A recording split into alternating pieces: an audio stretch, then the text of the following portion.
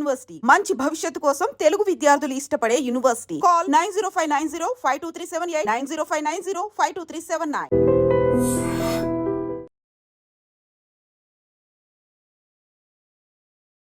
కరాచీలోనూ ఈ పేలుళ్ల శబ్దాలు వినిపించాయి కాబట్టి భారత్ గురువారం జరిపినటువంటి ఈ డ్రోన్ దాడుల్లో 3 చనిపోయారు, 4 సైనికులు, 8 మంది పౌరులు గాయపడ్డారు అంటూ కూడా పాకిస్తాన్ ప్రకటించింది. సో లాహోర్, గుజ్రాన్వాలా, చాక్వాల్, బహావల్పూర్, మియానో, కరాచీ, చార్, రావల్పిండి, అటోక్లలో ఇజ్రాయెల్ తయారు చేసినటువంటి 29 హారప్ డ్రోన్లను కూల్చేశామని పాక్ సైన్యం అధికార ప్రతినిధి ప్రకటించారు. 4 డ్రోన్లు లాహోర్ కంటోన్మెంట్ ప్రాంతాల్లో పడ్డాయని కూడా అధికారులు చెప్పినటువంటి పరిస్థితి పాక్ అధికారులు.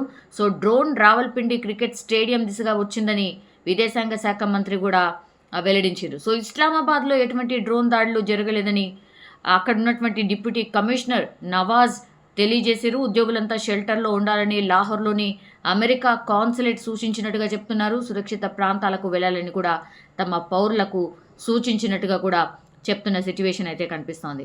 పూర్తిగా ప్రధాని నరేంద్ర మోడీ అయితే కేంద్ర హోంశాఖ కార్యదర్శి గోవింద్ మోహన్తో భేటీ అయ్యారు. సరిహద్దు గ్రామాల్లోని ప్రజల భద్రతపై పూర్తిగా చర్చించారు. ప్రజలను సురక్షిత ప్రాంతాలకు తరలించే అంశంపై పూర్తిగా మాట్లాడిన పరిస్థితి.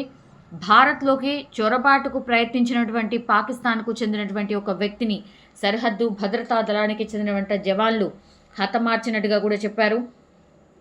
అండ్ అర్ధరాత్రి పంజాబ్లోని ఫిరోజ్పూర్ సెక్టార్లో కూడా ఈ ఘటన జరిగింది. అండ్ రాజస్థాన్లో 1037 కిలోమీటర్లు ఉన్నటువంటి ఈ పాక్ సరిహద్దును పూర్తిగా మూసేశారు. ఎవరైనా సరిహద్దుల వద్ద అనుమానాస్పదంగా కనిపిస్తే కూడా కాల్చివేసేలా కూడా ఉత్తర్వులు జారీ చేసిన పరిస్థితి. పంజాబ్ ప్రభుత్వం కీలక చర్యలు తీసుకుంది. సరిహద్దులో ఈ 6 జిల్లాలను పూర్తిగా పాఠశాలను బంద్ చేసేశారు. భారత్ పాక్ల మధ్య ఉద్రిక్తతలు పెరగడంపై ఇప్పుడు ఐక్యరాజ్య సమితి సాధారణ సభ ఆందోళన వ్యక్తమైతే చేస్తున్న పరిస్థితి. ఈ ఉద్రిక్తతల తగ్గింపు అంశం పాకిస్తాన్ చేతుల్లోనే ఉందని కూడా విదేశీ వ్యవహారాల శాఖ కార్యదర్శి విక్రమ్ మిస్ట్రీ కూడా స్పష్టం చేస్తూ ఉన్నారు. పహల్గాం దాడి ద్వారా పాకిస్తానే ఉద్రిక్తతలను రెచ్చగొట్టింది. మా లక్ష్యం ఉద్రిక్తతలను రెచ్చగొట్టడం కాదు, ఆపరేషన్ సింధూర్ ద్వారా పహల్గాం ఉగ్రదాడులకు ప్రతీకారం తీర్చుకున్నాం అంతే. పాకిస్తానే రెచ్చగొడుతోంది, మేము స్పందించాం. ఇప్పుడు పాకిస్తాన్ చేతిలోనే బంతి పాకిస్తాన్ కోర్టులోనే ఉంది అంటూ కూడా మనం స్పష్టం చేసిన విషయం. సో అంతర్జాతీయ సమాజానికి ఇప్పుడు ఈ పాకిస్తాన్ తప్పుడు సమాచారం అందిస్తోంది. పహల్గాం దాడులకు తామే బాధ్యుతలమంటూ టీఆర్ఎఫ్ 2 సార్లు ప్రకటించింది. తమ దేశంలో ఉగ్రవాదులు లేరని పాక్ మరోవైపు చెప్తోంది. సో ఈ టీఆర్ఎఫ్ అనేది లష్కరే తోయిబా ముసుగు సంస్థ. ఎన్నోసార్లు చెప్పాం. ఐరాసాలో పహల్గాం ఉగ్రదాడి చర్చల్లో టీఆర్ఎఫ్ పాత్రను కూడా పాక్ వ్యతిరేకించింది. సో ఆధారాలను కూడా అప్పుడే అందించాం. ఈ ఐరాసా నిషేధించినటువంటి ఉగ్రవాదులకు పాకిస్తాన్ పూర్తిగా నిలయంగా మారిపోయింది. అంటే అక్కడే వాళ్ళకు షెల్టర్ ఇస్తోంది. ఉగ్రవాదాన్ని వదులుకునేందుకు పాక్ ఇప్పటికీ సిద్ధంగా లేదు. దానికి నిదర్శనమే ఈ యుద్ధం అనుకోవచ్చు. ఉగ్రవాదులకు ప్రభుత్వ లాంఛనాలతో అంత్యక్రియలు చేయడం కూడా మనం చూసాం. సో ఈ ఆపరేషన్ సింధూర్లో సామాన్య పౌరులు చనిపోయారనేది పూర్తిగా అవాస్తవం. ప్రార్థనా స్థలాలపై దాడి చేశామనేది కూడా అబద్ధం. సిక్కులను లక్ష్యంగా చేసుకొని కాశ్మీర్లో గురుద్వారాలపై పాక్ దాడులు చేస్తోంది. తాజాగా దాడుల్లో 3 సిక్కులు చనిపోయారని కూడా మిస్రీ వివరించిన పరిస్థితి అయితే కనిపిస్తోంది. ప్రస్తుతం అయితే ఇప్పుడు ఆపరేషన్ సింధూర్తో పాకిస్తాన్ అతలాకుతలం అయిపోయింది అనుకోవచ్చు.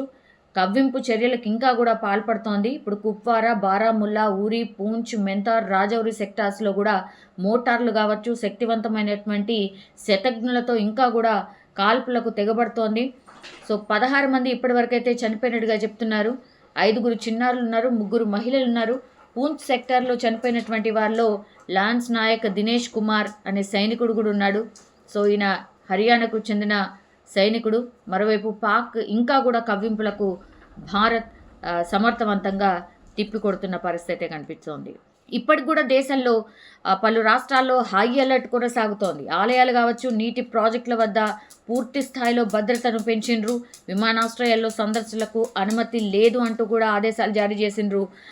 ఈ ఢిల్లీలోని ముఖ్యమైన ప్రదేశాలు ఏవైతే ఉంటాయో జన సంచారాన్ని కూడా పూర్తిగా అక్కడి నుంచి నిషేధించిన పరిస్థితి. పాకిస్తాన్కి చెందినటువంటి ఒక F-16, 2 JF-17 యుద్ధ విమానాలను భారత సైన్యం కూల్చేసింది.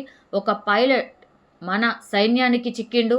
అక్నూర్లో S-400 రక్షణ వ్యవస్థ ఆ విమానాన్ని కూల్చేసిన పరిస్థితి. పాక్ పంజాబ్ ప్రావిన్స్లోని గగనతల ముందస్తు హెచ్చరిక వ్యవస్థను భారత్ పూర్తిగా ధ్వంసం చేసిన పరిస్థితి అయితే కనిపిస్తోంది. ప్రస్తుతం అయితే జమ్మూ కాశ్మీర్, పంజాబ్ రాష్ట్రాల్లో హై అలర్ట్ కొనసాగుతోంది.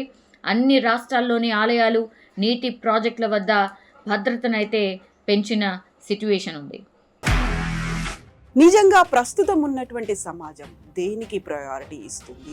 ఆర్థిక సంబంధాల చుట్టూ మాత్రమే తిరుగుతోంది. మళ్ళీ ఎన్నికలంగానే చాలా విరక్తి కలుగుతాం. మంచి అనిపిస్తుంది కదా, లేడీస్ కూడా ఛాలెంజింగ్ జాబ్స్ చేసినప్పుడు చాలా బాగుంటది. ట్రాఫిక్ అసిస్టెంట్స్ గా నియమించిన ట్రాన్స్జెండర్స్ అందరితో సాల్యూట్ చేయించుకుంటున్నారు. ఫుడ్ డెలివరీ ఇవ్వటానికి వెళ్ళినటువంటి డెలివరీ బాయ్ అనిల్ పై కళ్ళ ముందు పెళ్ళండి